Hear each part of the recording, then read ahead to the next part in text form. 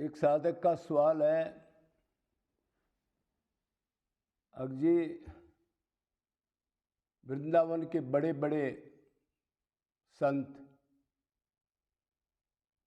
ये कह देते हैं अब वैराग्य की जरूरत नहीं है, जो घर में आपको काम मिला है उसी को श्री जी का काम समझ करके करते रहो, उसी से आनंद की प्राप्ति हो जाएगी। तो ये चीज़ क्या ठीक है जी? मतलब वो कह रहा है इससे क्या हमारा भवबंधन कट जाएगा? उसका ये सवाल है।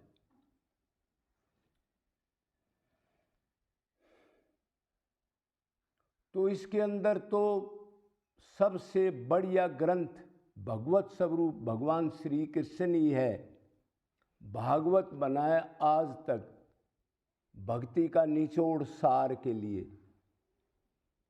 मतलब जहाँ से गीता का एंड होता है उधर से भागवत शुरू होता है,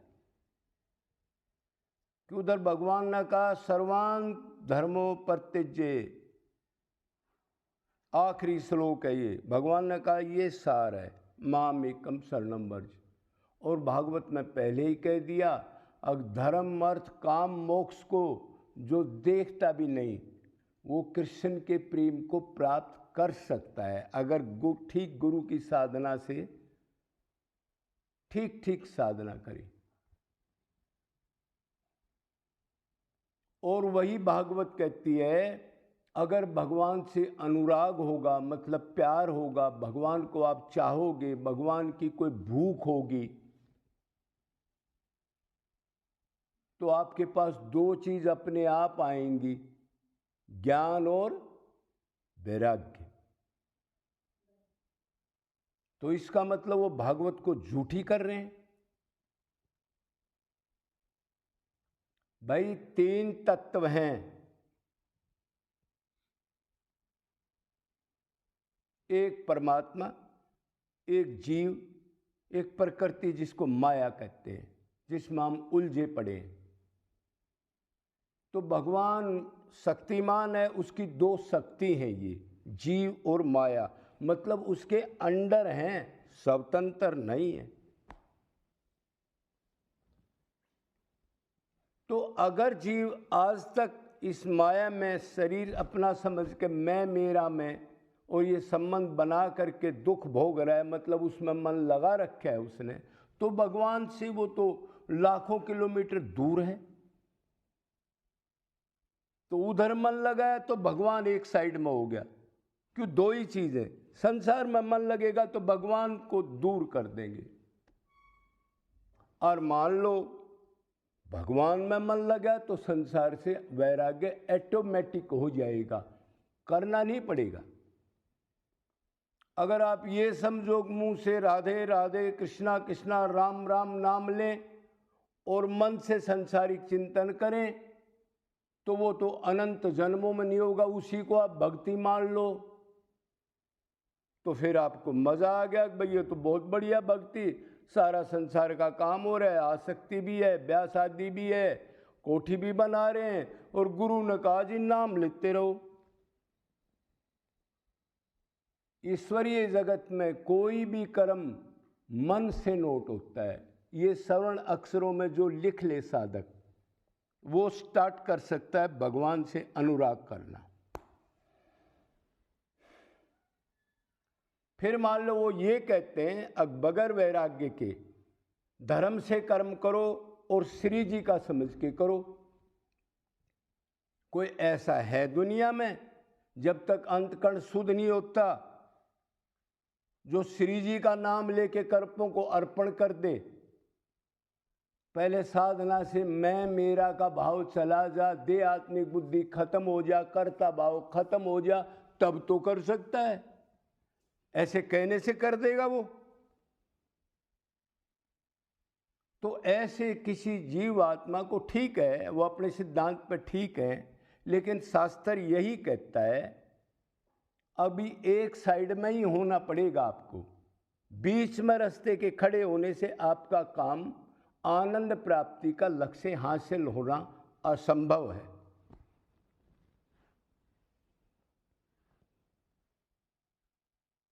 और उधर गीता भी कह रही है सर्वो धर्मो कर्मो परित्यज्य। अब वो लौकिक वैदिक व्यवहारिक कर्मों का परित्याग कर दे, क्यों? अब उस कर्म में मन जाएगा, राग द्वेष होगा, कोई आएगा, कोई मिलेगा, कोई अंडबंड व्यवहार करेगा कि वो प्लेटफार्म झूठ का, तांडव का, 420 का है, स्वार्थ का है, तो उधर मन आपका सारा उसी में लगा रहेगा।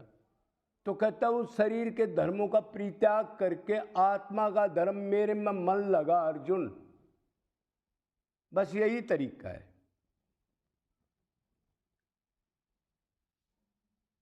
तो ये तो भ्रमित करने वाली बात है। मनुष्य जन्म इतना कीमती है, इसको बेचते कई बार तो सर्वेशु कल्पेशु में नहीं मिलता ये, और उसको ऐसे किसी को गाइड कर दें हम, उसको सच्ची बात ना बताएं। अब तू आत्मा है तो तेरा संबंध उनसे है ही नहीं, और संबंध उनसे है जब तक भगवान में मन लग नहीं सकता। कोटि जन्म करे कोई नाम संकीर्तन,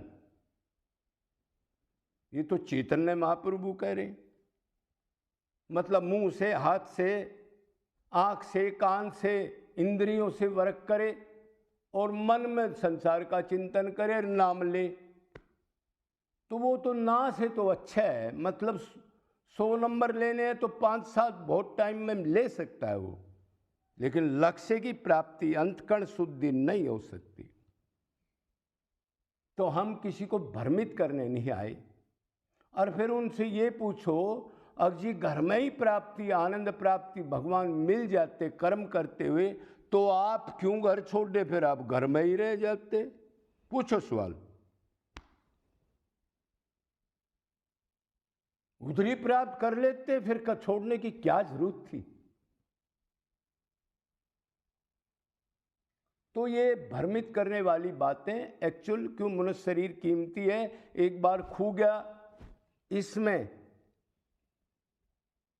खेल करने में। क्या खेल?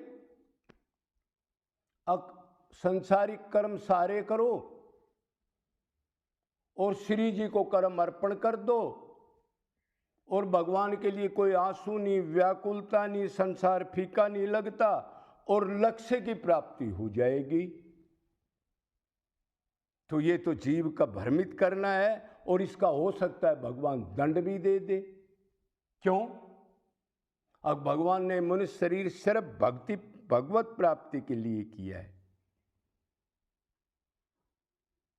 और उस लक्ष्य से कोई आदमी हटा दे जीव को तो ज्यादा अपराध है। अपना तो कुछ भी करे, वो इंडिपेंडेंट स्वतंत्र है, लेकिन दूसरे को गलत गाइड ना करे, ताकि वो बेचारा इस भ्रम में गुरुजी ने कह दी और वो आता जाता रहे, और मन उसमें, और आखिरी चिंतन उसका क्या होगा क्या नहीं, वो तो 10 आप जानते ही हो। तो ये बातें गलत हैं, इससे भीड़ इकट्ठी होगी, इससे परपंच बढ़ेगा। अगर ठीक बात बताओगे तो आपके पास कोई दुखी भी नहीं होगा, आराम से भजन करोगे, क्यों लोग इकट्ठे नहीं होंगे। अब लोग तो इकट्ठे होंगे कि गुरुजी बहुत बढ़िया, वैराग्य तो करना नहीं, श्री जी को अर्पण करके कर्म करो, खूब कोठियां, बंगले, आसक्ति, काम, क्रोध, लोभ सब सेवन करो। भाई अंतकण शुद्धि के बगैर, भगवान से रोए बगैर तो ये चीज जानी भी नहीं है।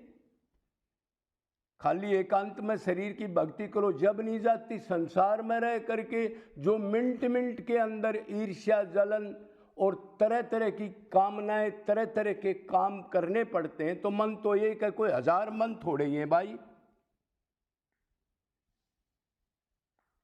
तो ऐसे भ्रमित नहीं करना चाहिए। क्लियर चीज बतानी है, देखो भाई भक्ति होगी वैराग्य से, अगर तुम करो तो, और नहीं तो थोड़ा बहुत संसार में जैसा है कर लो, 5-7 नंबर, कोई मतलब थोड़ा बहुत आपको कुछ तो मिलेगा, ना से अच्छा। लेकिन ये कहना अब इसी से लक्ष्य प्राप्त हो जाएगी, कोई कांस्टेबल है पुलिस की तो वो नौकरी कर ले, श्री जी का धर्म से नौकरी करे और उसको प्राप्ति हो जाए।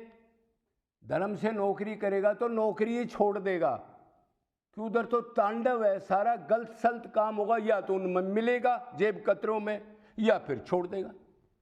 गलत है, ठीक है, कैसे रमेगा उनमें वो? तो अगर वो नौकरी कर रहा है उसी तांडव में, तो ये समझ लो आप अक वो बेचारा भ्रम में है, अक भगवान को अर्पण करके भगवान का नाम ले रहा हूँ और नौकरी में उनके अंदर उस माहौल के अंदर वो सारी एक्टिविटी भी करता है। भ्रम में मत रहना। तुलसीदास ने कहा 1000 बार अगर गर्दन काट के ऐसे दे दें, इसी वृंदावन में एक एक कुटिया के अंदर लोग भूखे प्यासे 10-10 जन की रोटियां खा के किसी से बात भी नहीं की, उन्होंने मुश्किल से किसी ने भगवत प्राप्ति की है। और आज हम ऐसा प्रचार कर देंगे तो ये सारे लोग फ्री हो जाएंगे और एक भी वैराग्य नहीं करेगा। क्यों? गुरु जी ने बता दी। अब श्री जी को करो और गुरु की याद रखो, गुरु ने ये बताई थी। और संसार में तरह तरह के लोगों से बात करो और 1 मिनट भी गलत चिंतन नहीं हो संसार का, भगवान का चिंतन रहे। तो जीवात्मों का सर्वनाश करना है, ऐसे नहीं कहना। सीधी बात बतानी है, भाई अधर्म मत करो, धर्म से कमाओ, 2 रोटी धर्म की खाओ, जीवों पर अति करुणा करो और उस संसार से दूरी करके अपने लक्ष्य को प्राप्त कर लो। अनंत जन्मों से ये शरीर समझ के उसी लक्ष्य में तुम पड़े। स्याही की कोठड़ी में करे, कोई दाग ना लगे, 24 घंटे वो कोठड़ी में काली हो, हाथ भी उठाएगा, दरवाजा भी खोलेगा। ये असंभव चीज को संभव क्यों बना रहे हो आप?